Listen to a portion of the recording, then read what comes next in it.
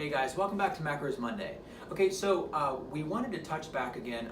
We made a post a long time ago about mindful eating. So what if you put in, I'm just going to be point blank, if you put shit in your body, you're going to get an outcome that is going to be pretty shitty, okay? So crap in equals crap out, okay? But point blank, shit in equals shitty, okay?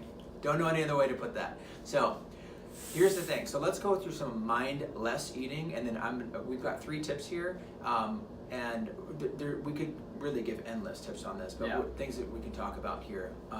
But mindless versus mindful eating. So a mindless, ignoring hunger signals and then just eating past full. That happens all the time. Yep. Mindful eating. Mindful eating would be taking the time to actually let yourself digest. So there's a couple of ways you can do that. The best ways to do that are, number one, actually chew your food.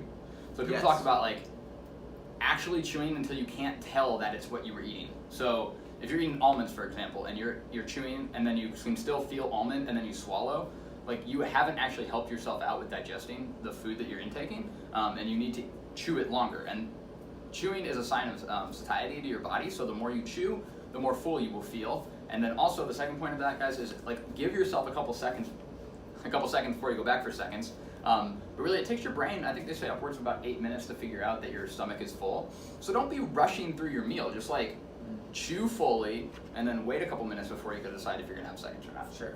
And I always like to tell people too to drink some water before you eat as well. That's going to actually help fill you up a little bit. But drink between your helping or as you're taking your course in. So next number 2 is eating at random times and places. So that could be sitting in front of the TV and this is mindless eating. How many times do you get a bag of, let's just say, chips, because you're like, oh, I don't want to get a bowl out and count out my chips. So what do? You grab a bag and you go and sit at the couch and then you just start eating the chips and oh my God, I've almost eaten the entire bag of chips, and it was a brand new bag of chips. So mindful eating would be?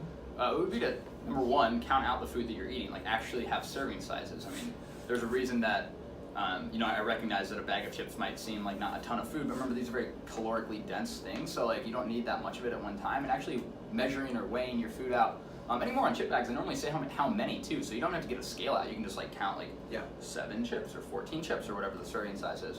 And then the second piece is, guys, and I've seen some people do this as a challenge to themselves, is to not eat in front of a screen, period, right? So when you go to eat your food, don't have your phone scrolling and be shoveling in at the same time. Don't sit down and watch TV while you're eating. I recognize that time and again it's fun to grab some popcorn and watch a movie, and that's fine from time to time. There's nothing super wrong with that. But if you're doing that every single meal, you're always going to want more because you haven't been paying attention to what you're putting in your body. You're paying attention to what's on the screen in front of you. Right. Which takes us to number 3. Mindless eating would be eating while multitasking. As he just pointed out, eating in front of a screen is a good one. So not only eating in front of, maybe it's your phone, but then you've got something else that you're writing. Maybe you're writing a book report, or maybe you're typing something out on a computer, and you're trying to eat. So you're just shoveling food in your mouth, and you're not really paying attention to what's going on. So eating while multitasking, you need to be able to enjoy your food. So mindful eating. Yeah, and the other piece that adds onto that, guys, is that oftentimes when you eat multitasking, you're eating what I would call convenience foods. So this could be energy bars, Cliff bars that they try to market as this thing that's great for healthy activity, but it's just kind of full of sugar, and other things that are just convenient snacks. They're prepackaged foods, frozen burritos and frozen meals this and frozen meals that. The other side of that would be preparing and consuming nutritious food that is good for your health and for your body, and really just for performance and the way you perform even at work as well. I think everybody who's gone out, maybe for a team lunch, and you guys have gone out and had pizza or burgers or wings or another sort of high fat, high calorically dense food, when you get back to the office after that lunch, you're not really running on all full cylinders.